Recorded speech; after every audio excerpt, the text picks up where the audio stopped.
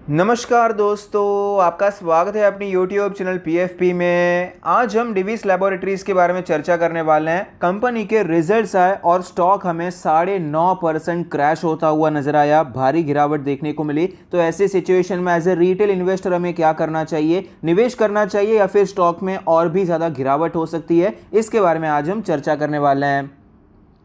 सबसे पहले कंपनी के नंबर्स पर नजर डाल देते हैं। रेवेन्यू फ्रॉम ऑपरेशंस हमें 40.83% बढ़ता हुआ नजर आया ईयर ऑन ईयर बेसिस पे। नेट प्रॉफिटेबिलिटी के बारे में बात करें तो 78.2% की बढ़ोतरी हुई है। तो क्लियरली रिजल्ट्स तो अच्छे नजर आते हैं, सेल्स भी ऊपर गया, प्रॉफिट भी ऊपर गया और प्रॉफिट तो एक्चुअली सेल्स से कहीं ज्यादा ऊपर गया है। तो नेट प्रॉफिट मार्जिन भी आपको ऊपर जाता हुआ नजर आता है और कंपनी ने 30 रुपए का डिविडेंड भी अनाउंस किया है। तो रिजल्ट्स को देखते हुए कुछ इतने बुरे रिजल्ट्स नहीं है कि स्टॉक आपको इतना ज्यादा क्रैश होता हुआ नजर आए। आज रिजल्ट्स आने वाले थे तो शुरुआत में स्टॉक पॉजिटिव चल रहा था, 1-2% की तेजी चल रही थी, लेकिन जैसे रिजल्ट्स अनाउंस हुए स्टॉक में आपको भारी गिरावट यहां पर देखने को मिली है। तो रीजन क्या है गिरावट की, ये तो फिलहाल मुझे पता नहीं है। अगर आपको कुछ पता चलता है तो आप मुझे कमेंट बॉक्स में बता सकते हैं। लेकिन कई बार मार्केट में रिजल्ट के दिन जो रिएक्शन देखने को मिलता है, एफएनओ में क्या पोजीशन चल रही है, उसके बेसिस पे आपको ज्यादातर काम होता हुआ नजर आता है। एक आध दिन के बाद हमें यहां पर पता चल सकता है कि क्या ये आपको ट्रेंड कंटिन्यू रहता हुआ नजर आएगा या फिर आपको वापस स्टॉक में तेजी देखने को मिल सकती है।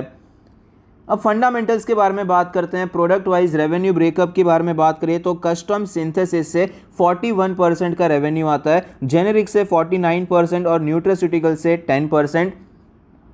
लोकेशन वाइज ब्रेकअप के बारे में बात करें, यूरोप से 46.7% का रेवेन्यू आता है, एशिया से 12.2%, यूएस से 23.3%, इंडिया 13.4% और रेस्ट ऑफ द वर्ल्ड से 4.4%। तो इनका इंटरनेशनल बिजनेस ही मेन है, बाकी इंडिया से तो 13% के आसपास का ही रेवेन्यू आता है। फंडामेंटल रेशियोज के बारे में बात करें, आरओई 21% है, आरओसी 27% है जो कि अपने एवरेज से ज़्यादा है। नेट प्रॉफिट मार्जिन आप देख सकते हैं 28% का है जो कि अपने एवरेज से आपको बेहतर नजर आता है। ये जो 28% का मार्जिन है ये FY21 का है, अभी FY22 कंप्लीट हुआ, आज ही रिजल्ट्स हैं। तो अभी जो फिलहाल पूरे फाइनेंशियल ईयर का जो आपको मार्जिन नजर आता है 30% के भी ऊपर निकल चुका है, अप्रॉक्सीमेटली 31-32% के आसपास है। तो ये काफी अच्छी बात है कि कंपनी सेल्स बढ़ा रही है और साथ में मार्जिन भी बढ़ाती जा रही है। तो नेट प्रॉफिटेबिलिटी आपको डबल स्पीड से बढ़ती हुई नजर आती है। डेट टू इक्विटी 0 है, कंपनी पर कोई कर्जा नहीं है, ये काफी अच्छी बात है।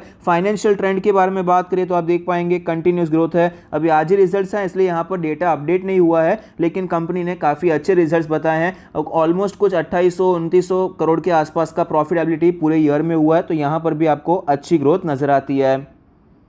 शेयर होल्डिंग पैटर्न के बारे में बात करें, टोटल प्रमोटर होल्डिंग है 51.94%, जिसमें से कुछ भी प्लेज नहीं है। Mutual fund 13.68%, other DII 4.63%, FII 18.4%, retail category 11.2%। तो ओवरऑल शेयर होल्डिंग पैटर्न भी काफ़ी अच्छा है। प्रमोटर के पास 50% से ज़्यादा की इक्विटी है जिसमें से कुछ प्लेज भी नहीं है और बाकी में आपको इंस्टीट्यूशंस का इंटरेस्ट भी काफ़ी अच्छा नज़र आता है। पीयर कंपैरिजन के बारे में बात करें तो मार्केट कैपिटलाइजेशन में आप देख पाएंगे सेकंड नंबर पर हमें ये फार्मा कंपनी दिखाई पड़ती है और वैल्यूएशन के बारे में बात करें 40 का पीई रेशियो है, 9.58 का पीबी रेशियो है। वैल्यूएशन वाइज कंपनी आपको बहुत ज़्यादा महंगी नज़र नहीं आएगी। यहाँ पर 100 के ऊपर भी ट्रेड करने वाली कंपनीज हैं और 40 के आसपास दूसरी कंपनीज भी आपको ट्रेड करती हुई नज़र आती है। एकदम वैल्यूएशन महंगा नहीं है, थोड़ा बहुत प्रीमियम कहना चाहते हैं, थोड़ा प्रीमियम कह सकते हैं क्योंकि इंडस्ट्री का जो वैल्यूएशन है, इंडस्ट्री का एवरेज वैल्यूएशन 33 का पी रेशियो चल रहा है, उस हिसाब से थोड़ा सा प्रीमियम वैल्यूएशन दिखाई पड़ता है। स्टॉक के चार्ट पर हमें क्लियरली पता चलता है कि 5300 के लेवल से स्टॉक में गिरावट देखने को मिली। 3800 के आसपास स्टॉक ने सपोर्ट लिया, बाउंस बैक आया, 4500 तक स्टॉक गया था। यहाँ पर इसने देखिए एक अच्छा खासा कंसोलिडेशन दिखाया। अगर ब्रेकआउट हो जाता तो अच्छी रैली भी देखने को मिल सकती थी, लेकिन यहाँ पर ब्रेकआउट नहीं हुआ, आपको ब्रेक डाउन देखने को मिला। उसके बाद स्टॉक फिर से कंसोलिडेशन में गया और फिलहाल रिजल्ट का रिएक्शन आज हमें दिखाई पड़ता है अपने सारे मूविंग एवरेज के नीचे। मूविंग एवरेजेस में अपने 100 डेज के मूविंग एवरेज ने भी अभी क्रॉस ओवर कर दिया है। तो इसका जो सीक्वेंस चल रहा है वीक चल रहा है, ऊपर है 200 का, फिर है 100 का, फिर है 50 का, फिर है 20 डेज का। तो सीक्वेंस भी आपको मूविंग एवरेज का काफ़ी ज़्यादा वीक नज़र आता है। और फिलहाल यहाँ पर आज जो गिरावट देखने को मिली है, सेलिंग भी आपको होती हुई नजर आई है, वॉल्यूम भी काफ़ी ज़्यादा हाई दिखाई पड़ता है। जैसा कि रिजल्ट्स हमने देखे तभी मैंने आपको बताया था कि कई बार क्या होता है जब एफएनओ में पोजीशंस लोग बनाते हैं तो रिजल्ट्स के दिन पे जो भी आपको मूवमेंट देखने को मिलता है, कई बार एफएनओ में पोजीशन स्क्वायर ऑफ हो रही होती है, ट्रेडर्स अपने पोजीशंस को नई पोजीशन क्रिएट करते हैं, स्क्वायर ऑफ करते हैं, इसके चलते आपको कई बार एक रिएक्शन देखने को मिल जाता है और अगले दिन से कभी कभार वो रिएक्शन चेंज भी होता हुआ नजर आता है। लेकिन फिलहाल यहाँ पर कैश में भी आपको अच्छी खासी सेलिंग होती हुई नजर आई है। तो मेरे हिसाब से स्टॉक में आपको वीकनेस कंटिन्यू रहती हुई नजर आ सकती है। डेली आरएसआई 33 का लेवल है, यहाँ पर वीकनेस है क्लियरली।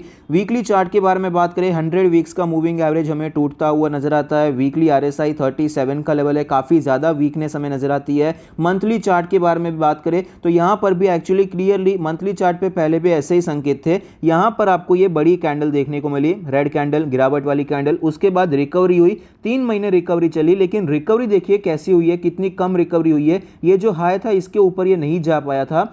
तो यहाँ पर ये जो गिरावट देखने को मिल रही है, रिजल्ट्स नहीं भी होते तो भी एक्चुअली चार्ट पैटर्न काफ़ी ज़्यादा क्लीन नज़र आता है। पहले ये गिरा, उसके बाद 3 महीने रिकवर किया, फिर यहीं से ये हाई पर एक बार पहुँच गया, तो यहीं से आपको ये वापस नीचे आता हुआ नज़र आता है। मंथली आरएसआई 51 का लेवल है, यहाँ पर आपको वीकनेस देखने को मिल रही है। ये कैसे देखने को मिल रही है, ये गिरावट हुई, ये जो लो बनाया था तभी आरएसआई यहाँ पर था, अभी ऑलरेडी वहाँ पर पहुँच चुका है। उसके नीचे अभी तक स्टॉक नहीं गया है लेकिन आरएसआई पहुँच चुका है। तो मतलब कि आरएसआई ने ये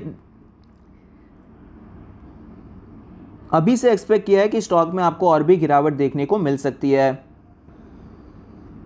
स्टॉक में हमें कुछ पैटर्न्स नजर आते हैं, ये पैटर्न्स एक बार डिस्कस कर लेते हैं। आप देख पाएंगे स्टॉक में ये गिरावट देखने को मिली, फिर ये स्टॉक हमें एक चैनल में ट्रेड करता हुआ नजर आया। उसके बाद जैसे ये लोअर एंड हमें टूटता हुआ नजर आता है, तो टेक्निकली जैसे ये एक लोअर एंड टूट जाता है तो ये जो लेंथ है आपको सेम रिपीट होती हुई नजर आएगी। तो वो लेंथ तो हमें यहाँ पर रिपीट होती हुई नजर आती है। इसका जो टेक्निकल टारगेट था वो एक ही दिन में हमें पूरा होता हुआ नजर आता है।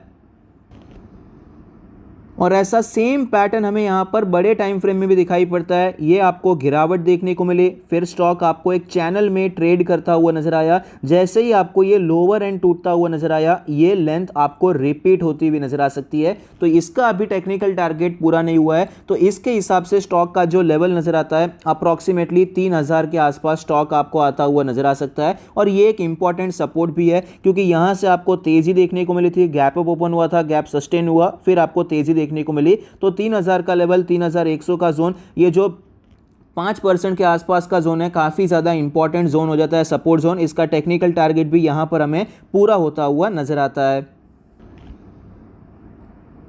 यहाँ पर हमें एक ट्रेंड लाइन भी नजर आती है, एक हेड एंड शोल्डर पैटर्न भी आपको बनता हुआ नजर आता है। तो इसके हिसाब से भी सेम लेंथ आपको रिपीट होती हुई नजर आ सकती है। तो मल्टीपल कंफर्मेशन आपको स्टॉक में दिखाई पड़ते हैं कि स्टॉक आपको नीचे आता हुआ नजर आ सकता है। भले ही स्टॉक में एक इंपॉर्टेंट सपोर्ट है, अभी तक ये 3800 के आसपास का जो लेवल है ये अभी तक टूटा नहीं है, लेकिन ये लेवल ऑलरेडी वीक हो चुका है। एक बार टेस्ट हुआ, तेजी आई, फिर से एक बार टेस्ट हुआ, तो ये लेवल अभी टूट जाएगा, उसके हैवी चांसेस हैं। अभी रिटेस्ट करके आपको वापस नीचे आता हुआ नजर आ सकता है। तो प्रोबेबिलिटी स्टॉक में यही नजर आती है कि स्टॉक आपको नीचे आता हुआ नजर आ सकता है। तो हमें इसी हिसाब से काम करना जरूरी हो जाता है। शॉर्ट टर्म के लिए और मिड टर्म के लिए फिलहाल के लिए हमें अवॉइड करना चाहिए, यहां पर खरीदारी करने से बचना चाहिए, क्योंकि स्टॉक में काफी ज्यादा वीकनेस है। जब तक ये स्टॉक अभी ये हाई को नहीं तोड़ देता है, जो कि अप्रॉक्सीमेटली 4500 का हाई है, तब तक के लिए यहां पर आपको वीकनेस कंटिन्यू रहती हुई नजर आ सकती है। आज हमें 10% की गिरावट देखने को मिली, थोड़ी सी रिकवरी हो सकती है, उसके बाद वापस ये स्टॉक आपको नीचे आता हुआ नजर आ सकता है। यहां पर शॉर्ट टर्म मिड टर्म के लिए अवॉइड करना है, लेकिन लॉन्ग टर्म के लिए मेरे हिसाब से काफी अच्छी अपॉर्चुनिटी नजर आती है। देखिए चार्ट अलग हो जाता है, फंडामेंटल्स अलग हो जाते हैं, दोनों को ध्यान में रखते हुए हमें काम करना है। चार्ट में दिख रहा है कि भाई स्टॉक नीचे जा सकता है, उसके हिसाब से हम प्लानिंग करेंगे, लेकिन कंपनी देखिए, कंपनी के आप रिजल्ट्स देखिए, रिजल्ट्स काफी अच्छे नजर आते हैं, पूरे फाइनेंशियल ईयर के रिजल्ट्स भी काफी अच्छे हैं और इस पर्टिकुलर क्वार्टर के भी रिजल्ट्स हमें अच्छे नजर आते हैं। तो लॉन्ग टर्म इन्वेस्टर्स यहां पर खरीदारी करने के बारे में सोच सकते हैं। पहला लेवल जो मुझे नजर आता है 3500 3400 का जोन है, यहां पर स्टॉक सपोर्ट लेने की कोशिश कर सकता है। यहां पर आप पहली खरीदारी कर सकते हैं और दूसरी खरीदारी आप 3000 के लेवल पे करने के बारे में सोच सकते हैं। लॉन्ग टर्म के इन्वेस्टर्स के लिए मेरे हिसाब से काफी अच्छी अपॉर्चुनिटी है एक अच्छे शेयर को एक्यूमुलेट करने के लिए।